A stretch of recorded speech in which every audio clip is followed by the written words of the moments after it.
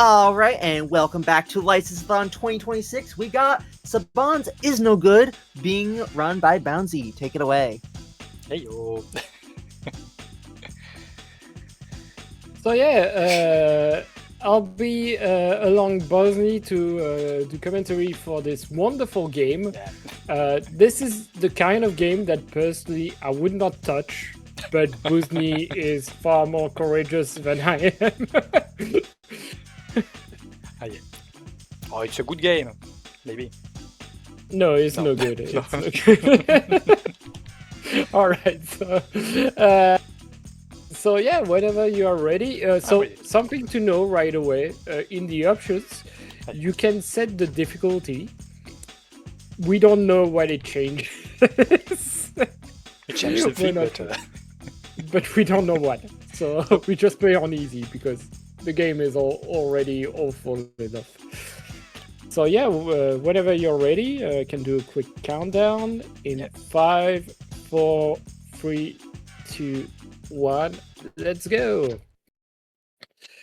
So yeah, Iznogoud. So this is based on a French comic book made by René Goscinny and Jean Tabary. Goscinny, you might have heard of him. He's one of the creators of Asterix, which I'm not sure if Asterix, an Asterix game has shown up in License-a-thon before, but he's like one of the probably the most popular character in a French comic book ever. And this character was created in the 60s. It was mostly based as satire, including political satire. And it got its own series and even its own TV show, which this video game is based on. So Saban made a cartoon of about 50 episodes, and this is what this game is based on. Something to know about this game, the controls are fairly awful. For a platform game, I think this might be one of the worst jumping animation that I've ever seen. You collect coins. Coins are used as weapons. Now we just completed the first level. Each level have the same structure. It's like you're going to explore the level to find a switch to be able to reach the ending. You have coins. Coins look like they are important, and the game right here is going to tell us how many coins we need to complete the level. So in this level, we'll need 60 coins. This is completely false. You don't need 60 coins because there's two versions of this game. There's a PC version and a PS1 version. The PC version uses that limit. The amount of coins that the game asks you to have, it's mandatory in the PC version. On the PS1 version, they got rid of that limit, but the screen are still there. Probably one of the worst platforming section in the whole game. So you have to make these jump. When an enemy kills you, you respawn exactly on the same spot, but that's not the case with holes in the ground. You don't have any checkpoint in that case, and you just restart from the beginning. And a lot of these jumps are just blind jumps because you can't see where you're going to land. Here we got a death from an enemy. Iznogoud was about to respawn, but landed into the water. This is the kind of chain reactions that are always fun. They are always fun with this. This game, I think, is probably, at least in my opinion, one of the worst platformer you can play on the PS1. In terms of visual style and even the audio style, I always say that it reminds me of the Philips CDI, just because of the way the environments are drawn, the way as well that you can't really tell what is foreground or background. It reminds me a lot of like the Zelda CDI game, and as well with the music. Fortunately, this is not on CDI, so we have a proper scrolling at least. The coins, so the coins on top of being mandatory on the PC version, there's something really mean about this game is that coins are weapons that you can use, and you have to use them to defeat some of the bosses. You can collect bombs, and it's usually better to use bombs, but you can use coins as well, and it's kind of like you have to wait what you want to use. If you use too many coins, you have to replay the level, at least on the PC version, or you can just move on. So as well, you might notice something that a lot of French games really love having, which is a timer. We have a really nice timer on the top right. Playing this casually, it's really painful. I don't think the difficulty changes the timer. Again, we don't know what the difficulty affects in this game.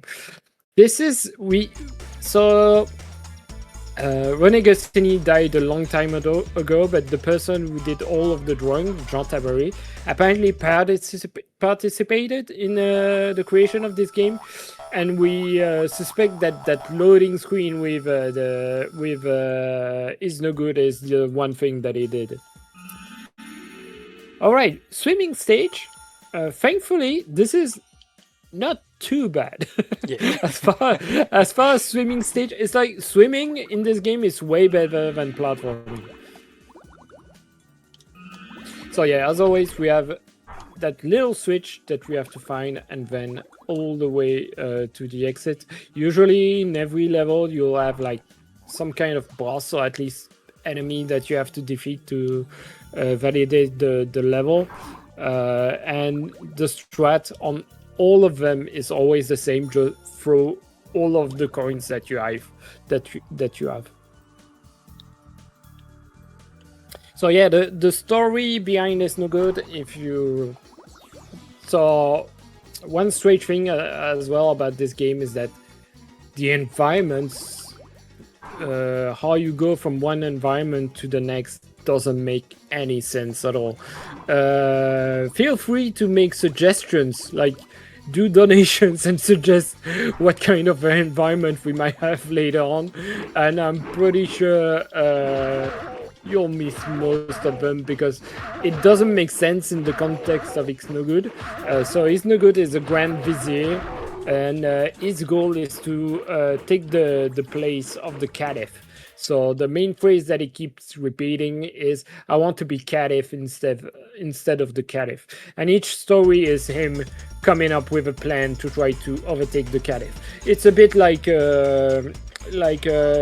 Miniscent Cortex, like the whole idea, Pinky and the Brain. Yeah, here we go. It's like Pinky and the Brain in the sense that it's always an evil guy trying to take over the country, and he fails miserably, and his plan always comes back to hit him.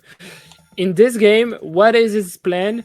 It's something that we only discover at the end because it's never actually explained. The game doesn't have any really special strat to it. It's mostly just traveling as fast as possible. And something that you might not notice as well is like, this is a platform game that has full damage.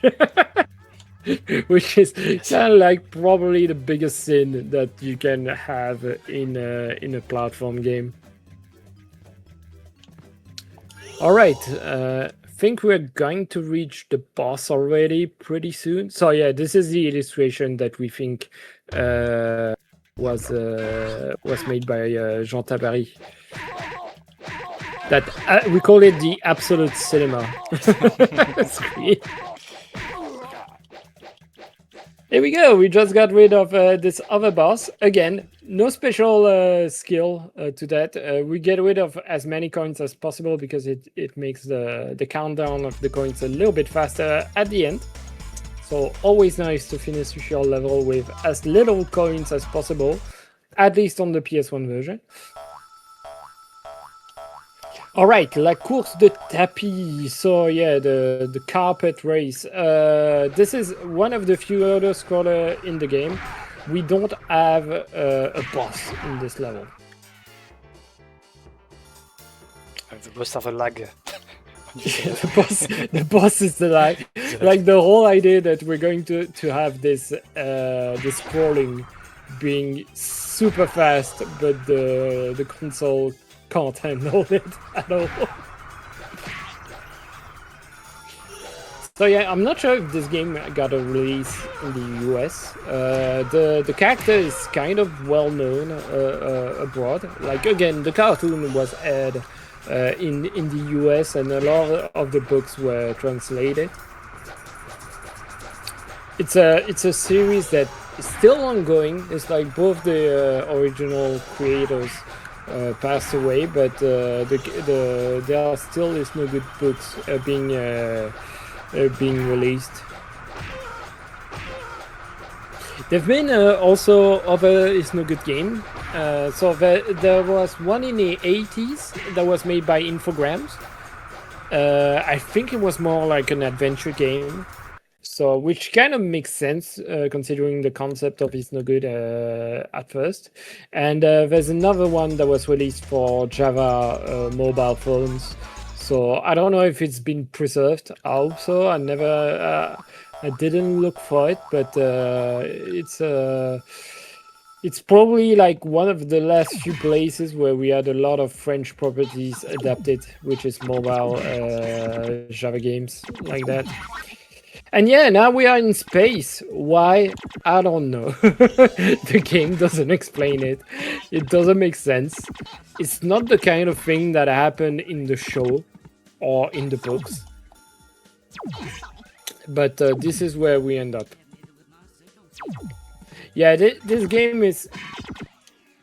It's kind of weird because it's pretty ugly, but you get used to it. And I think it has a bit of charm. It's like this level really reminds me of Barbie on the NES, just because of the floating disc and all of that. It has a Nerdform Gym feel as well to it overall. But yeah, this is pretty terrible. So we are just trying to bounce on enemies to reach the exit. The gameplay wise, again, like I said, this is probably one of the worst platformer that you can play on the PS1. Which I find really funny because Bouzny usually tells me I don't like games with horrible controls, and then he plays this. Just left and right.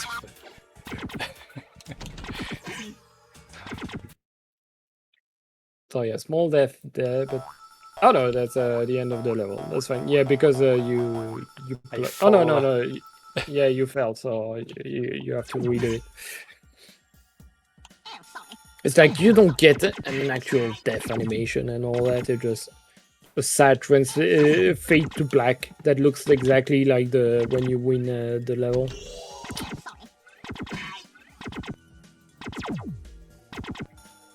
The music is alright, at least. Yes. So yeah, this game was published by so maybe outside of France. Infogrames has a reputation. It's kind of well known. Infogrames got rebranded into Atari at some point, and nowadays it's kind of hard to know if what we call Atari nowadays, how much of Infogrames is actually left in there. This game was published and made by not Infogrames, but the other French publisher who likes adapting French and Belgian comic books into video games, and which is still around today, which is Microids. So Microids nowadays, they do Smurfs game, they do even Space Adventure Cobra, which we had a run for a few days ago on License Saban. They did a game of that. They did like a Tintin game as well pretty recently. And they did a really good Marsupilami game that was featured on License Saban a few years ago as well. So yeah, Microids is responsible for this. It's great that there's still a company in France making games around French and Belgian comic books like this one. All right, by the space to the space ride. Another scroller. Thank you to the coins for telling us that we are in space. this is definitely a choice of color. And yeah, if you have a message to plug, or it's a good time if you have donations or something to say. All right, well, I would just like to remind you all that we are raising money for the Transgender Law Center. Not only do they support the queer community through pro bono volunteer work and legal resources, but they're also at work in courts protecting the rights and lives of LGBTQIA+ Americans. Right now, they're arguing cases in the areas of healthcare, immigration, prisons, and the policing of queer people. Thank you so much for helping them fight for our rights. We have raised $1,345 so far, and we are aiming to get $1,500 by the end of the marathon. Everyone is doing amazing. Thank you all so much. Let's keep that momentum going. Yeah, and just like they said, just displayed earlier, cool. It's great. So really keep donations coming. It's great raising money for this wonderful cause. All right, so we are reaching like the second half of this game. So far, the run is going all right. Now we're in a spooky palace. Again, no explanation at what is happening. It makes no sense. I don't know if this game was supposed to be something else, but if it was, I have no idea what it was supposed to be, because the levels that we'll get through makes even less sense. So yeah, loads of platform disappearing over time. That jumping animation is really, it's really the bare minimum that you can... I don't think I've seen a video game with as little effort into jumping animation as this one. I love holes.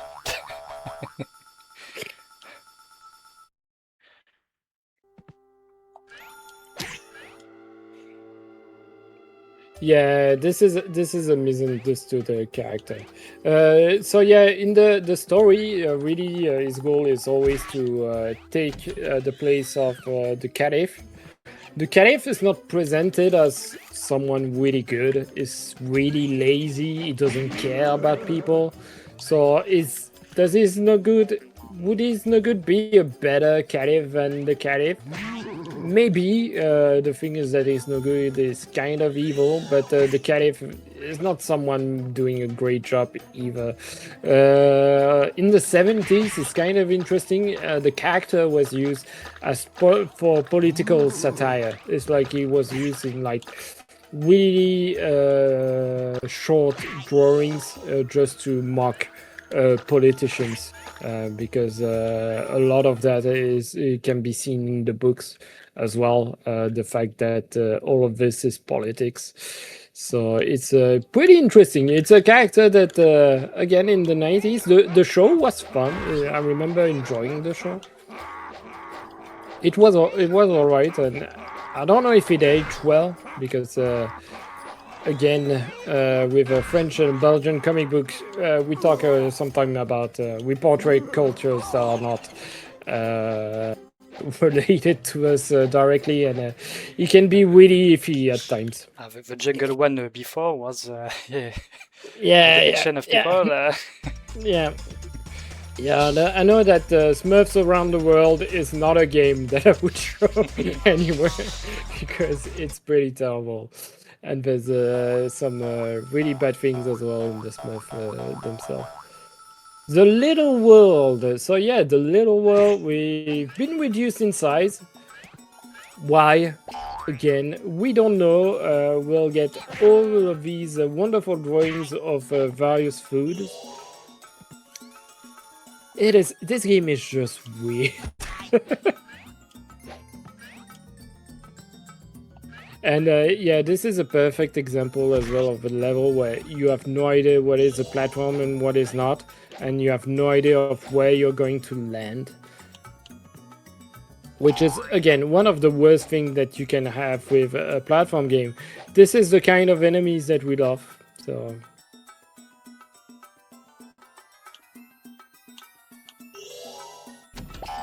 But this is actually the exit.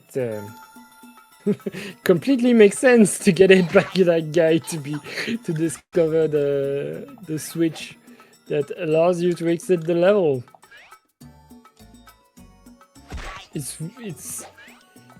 I highly recommend at least trying the game, because when you have the controller in hand, it's so weird how it controls and how it feels. It's like, I don't remember as well like the jump being super responsive. Like it's not a instant whenever you jump. Sometimes it's why I sometimes fall, because the jump don't want to start.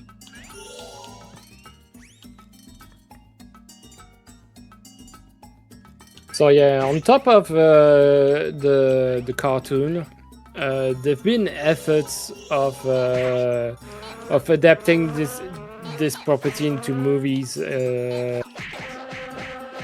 several times. Like apparently, at first they wanted to make a movie with Louis de Funès. So I don't know if you know him outside of France, but he's like a really well-known comedic actor in France.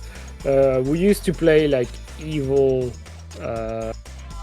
and evil characters, like really that would have fit Iznogoud really properly, like really the kind of selfish rich people that he would play really often. So Iznogoud would have been perfect for him.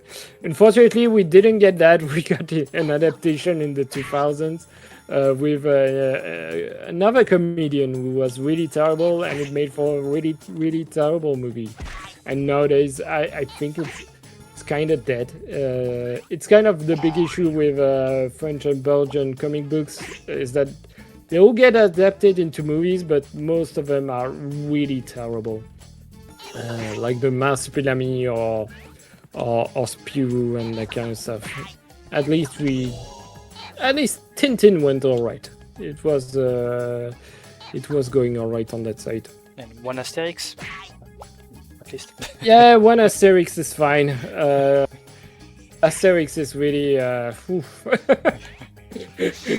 If you want to see some really ugly movie, the first Asterix movie looks really ugly. And it made from some really ugly video games. If you never seen them, Asterix against Caesar on PS1, that is one really ugly video game. As always, the boss. Throw your coins. This is the way to go. And we're done with this level as well. So yeah, we are reaching the end of the game, more or less. We still have a few levels, but we're on the last third of the game right now. We get a password, which is nice. At least this game gave you password. So yeah, now it's a toys related level. Again, I have no idea if this wasn't supposed to be a Iznogoud game. I have no idea what it was trying to be, what it was supposed to be, because this game is really all over the place. And it's really not stuff that you would see in the cartoon or the books at all. It's always a joy as well to have disappearing platforms in a game where you can't already see platforms when you jump.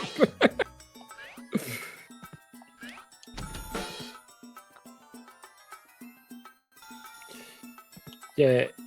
This level as well is one of the few levels where you have multiple switches. It's not the case in every levels, which is also something that the game doesn't tell you. So it's always nice to discover that you got the switch, you try to go towards the ending of the level, and there's nothing to do there. Really, it's something that, I don't know, French developer did a lot. The whole, we're going to make a platform game that it's mostly maze levels, and we'll add a timer to it just to make sure that it's almost impossible to clear.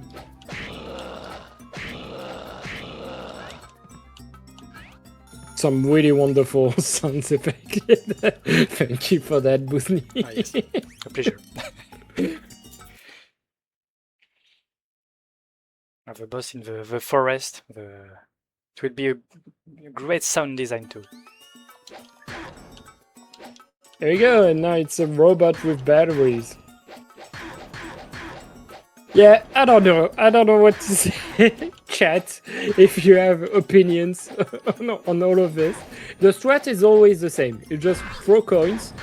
The enemies don't even have patterns. It's really the bare minimum. I'm actually really surprised at the amount of levels this game has, because it has content. It's just that it's a bit repetitive with the bosses and all that.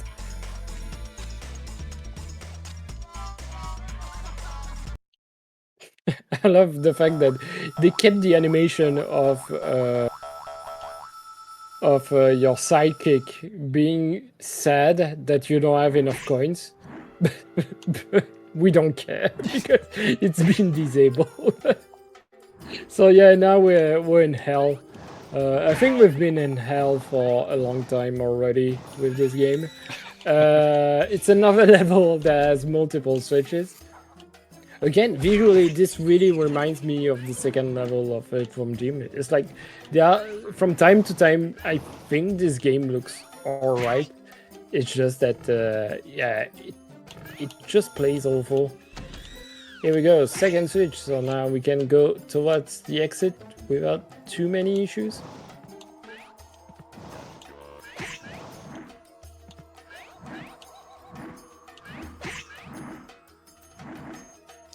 Here we go. So next section. Again, this is a section where it's really hard to tell what you can walk on. It's like these pipes.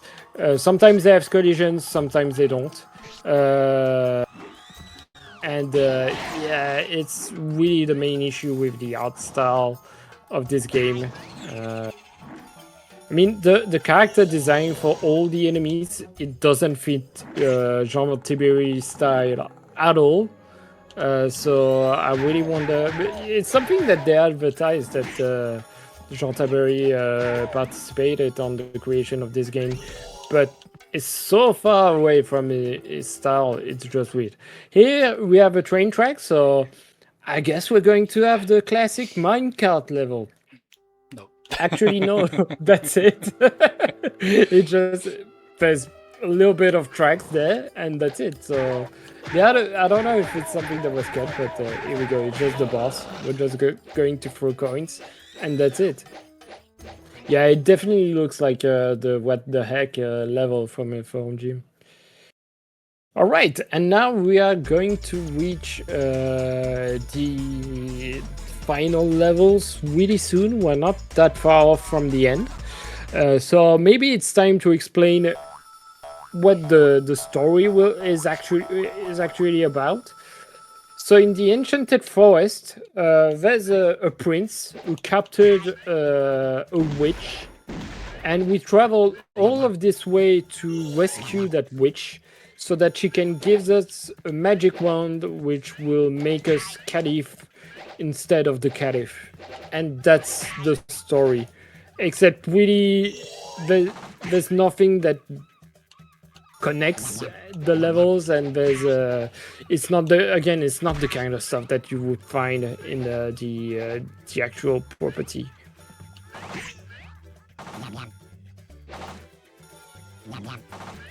Which is kind of a shame when you have 30 years of books that you could draw inspiration from.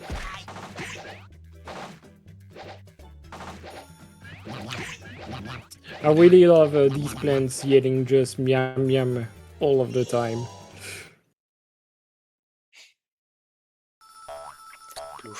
So yeah, fortunately, all there, so we have to restart the level again. I can't imagine how long the run must be on the PC, since you need the actual count. Yeah, I think the Infogram game from the 80s is actually a point and click, but I'm not entirely sure. I think it was like a DOS or C64 game, something like that. So maybe it's something for in your wheelhouse, which is me. But yeah, this one it is a wide game, so it's the kind of game where you almost wonder why they use the property in the first place, because it's so far off. I guess in the middle of the 90s, Iznogoud was popular enough that some people would buy this. But it really feels like a game that was reskinned into Iznogoud instead of something that was made with Iznogoud in mind from the start.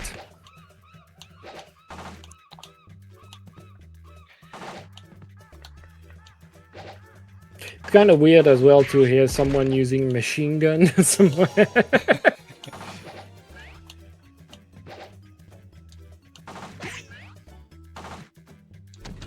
And it's just the plants spitting at you.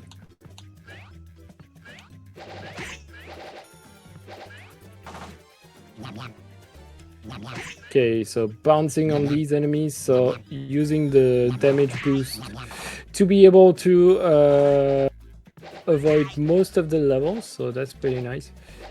Again, thankfully, when enemies kill you, you respawn on the spot, and that's how we exploit things. And here we have the prince, so we're going to defeat him, and once he's defeated, there won't be time yet. We'll still have another level afterwards. But this is like the point where we have an actual story being told in the game.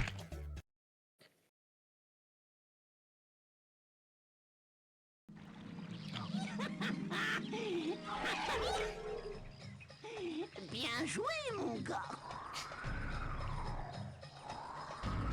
So she thanks us.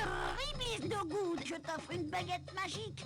Elle te permettra de devenir calife à la place du calife.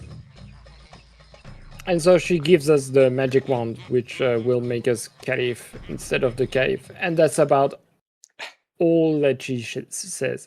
It's like, you don't know her name, you don't know why it was like that, you don't even know why how Iznogoud has heard of her. It's just, oh, thanks. Here you go, here's a wand, because apparently I already know that you want to be the caliph. So yeah, now we're going to, now that we have the wand, the gameplay doesn't change. We can't use it, which would have been fun. But we have to go back to our palace to see the caliph and take his place.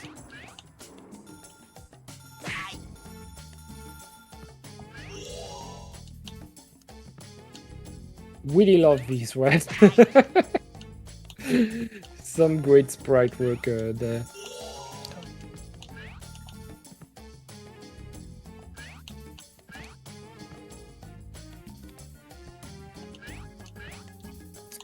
Right, so we have the switch right there. The thing is that the carpet, yeah, just like Titus the Fox. Fun thing about Titus the Fox is that at first it was based on a French comedian. It wasn't called Titus the Fox, but it's a game that unfortunately we can't show because it was super racist, and it's better that it was reskinned as Titus the Fox.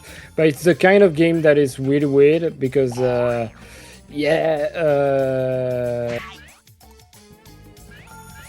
the comedian, so he made a song which was super racist, and the game is based on that song and the comedian. So it's a really weird piece of license game when you could make video games just based on a comedian.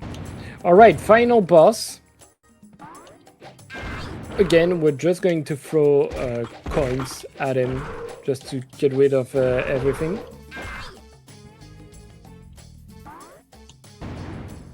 and I think it will be time. I'm not Yes. sure when time is exactly. I think it's when he dies and it fades. Yes, at the fades.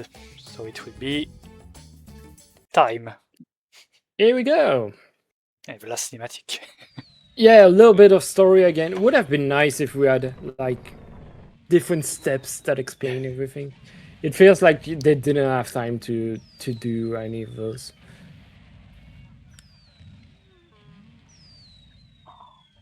Mystery.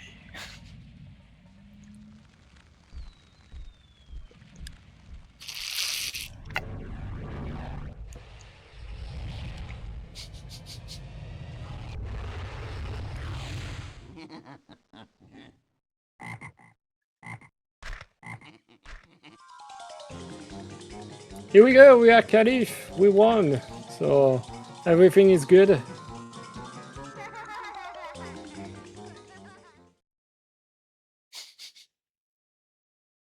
Except it's not. It just we got turned into a frog, and that's it. And that's probably that's mostly how most of Iznogoud stories end. Like I said, it's like pink in your brain. The whole idea that they fail every time, but they come up with fun ideas on how to try to take over the world.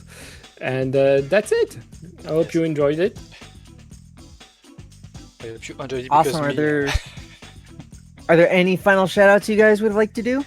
Thanks to Nitzel first, because once again they commented me in English.